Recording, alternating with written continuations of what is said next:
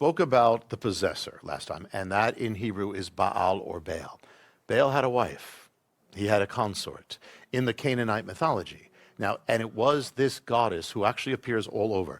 She's known in the Bible as Ashtoreth or Ashtoreth. It says always as Baal and Ashtoreth. She's known, though, in other places in Mesopotamia, we know her as Ishtar, also as Inanna, also as Astarte. Also, when she came to Greece, it was Aphrodite she became. And then Rome, Venus she became. And all these, they bear the same things of this, what starts there. The thing is this, she's the goddess of, as you said, she breaks convention, she bends whatever she can, and she's the goddess of sexuality and sexual immorality. She's also the goddess of war at the same time. She's also the goddess of prostitutes. She herself is a prostitute, and she is the goddess of rampant sexuality. So when you look at what happened to Israel, first comes Baal, then comes the goddess, Ashtoreth. And so they get into sexual immorality. That's part of what happened. But look at America now for a moment. What would happen if she comes? First, it's the putting out of God, opening the door.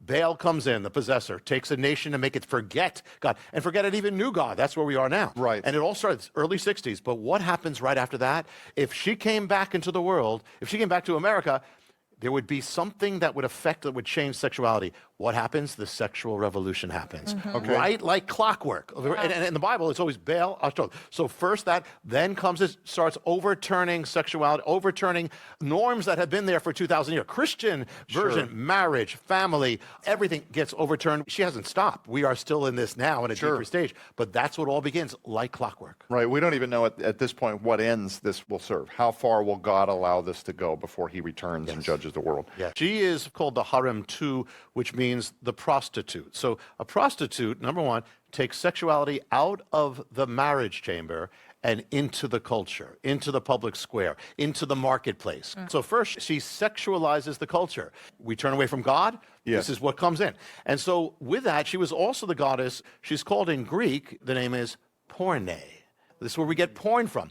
The first literature we have really in the world, pretty much, of pagan literature is about her. The literature of the prostitute. When you translate that into Greek, that is pornography. Pornography. She's the goddess of intoxicating substances. So she's the one who intoxicates. I call her the enchantress. She was called that. She seduces. So all these things. So what she did, now what we watch in America, you have the turning, you have the sexual revolution. In the same is you have an explosion of addiction, of drugs use, a drug culture, all starting in the 60s. We are more addicted now than ever. That all comes from the goddess.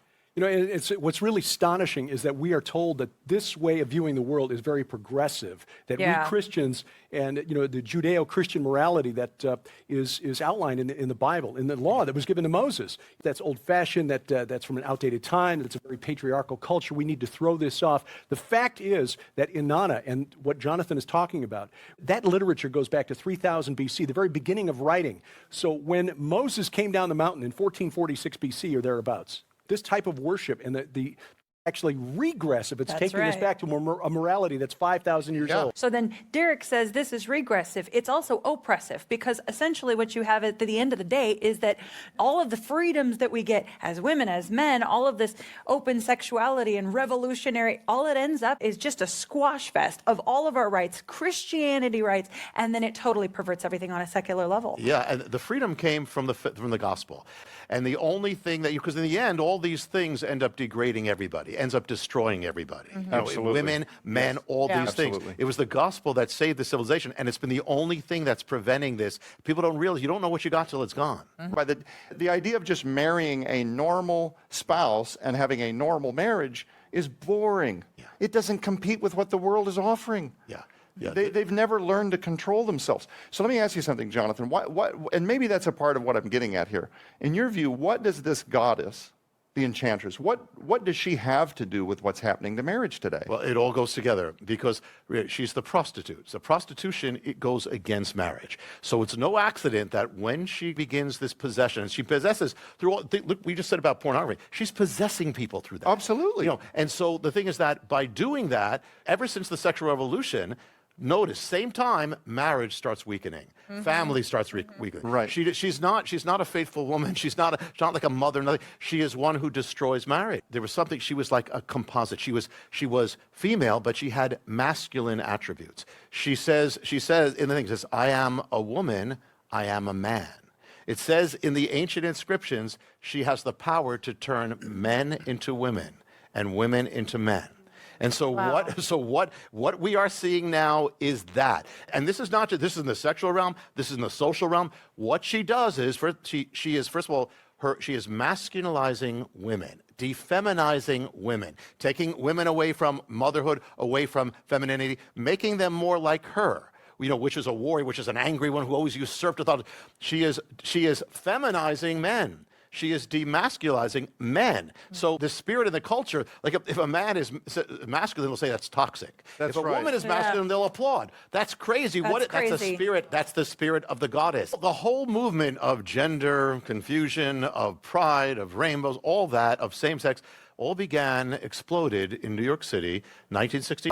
When she goes to war, one of the signs that you see is the lion. She rides a lion, and the first thing you see is the lion's head. There's something called the Dance of Ishtar, where in the middle of battle, she dances for destruction. In the middle of the riot, there's a dance that breaks out, and they actually start chanting a song that has words that go back to the tablets of Ishtar. She's a seductress. She has seduced this nation.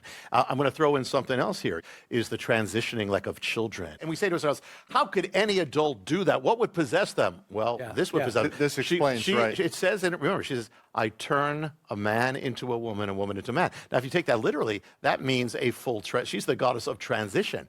And her priests were literally surgically altered. Yeah. They were surgically altered, and it affected their hormones. And there was actually ancient inscriptions toward that effect. And actually, there was a thing where people danced before her, these men, and they would actually dance with scalpels, the things that actually cut them. This all goes back to that as well. I sympathize. I really do sympathize with not just the children, that statistically a lot of them will grow up and regret mutilating themselves. This is, by the way, Christianity. Yeah. And I'm not sure that a lot of Christians haven't helped them because of their vicious attacks on some of these movements, instead of showing them love, which is really our job as Christians, to show people love, absolutely. right? It's tragic. People will go into the church, and we've outlined how many things that we view are sin, because this is what the Bible describes in terms of addiction or substance abuse, whatever. And the church will open arms to the guy that comes in and rededicates his life to the Lord, who's been a 20-year meth abuser, right? But somebody comes in with their identity in confusion, and it's just too weird. It's too weird. That's right. The kid with the blue hair and the tattoo, that is just really uncomfortable. I don't know what to do with that. So I sympathize deeply with so many of these people, because I believe with you, Jonathan, that they have been deceived by powers they can't even comprehend. Well, and everything becomes a civil rights issue. So the situation with sexuality in children, it's being fostered now as a civil rights issue. These children have a right to explore sexuality or explore the types of things that are being propagated, saturated in society, exposed to the children. And then when children ask questions, well, if you don't let them explore that to the fullest extent that their curiosity might take, you're violating their civil rights. It's really a head trip, actually. Yeah, and you're right. We're all in the same boat. I mean, except we're blessed to be saved. But the gods are against everybody, and the gods are against their own. The gods will destroy their own. Just like those who do this in the suicide rate, the gods are, when you look at the worshipers of these gods, they cut themselves, and, they did all these things. So absolutely, and the children, I mean, right now, if you look at the children, the statistics, like right now, 20% will say they don't know what their gender is.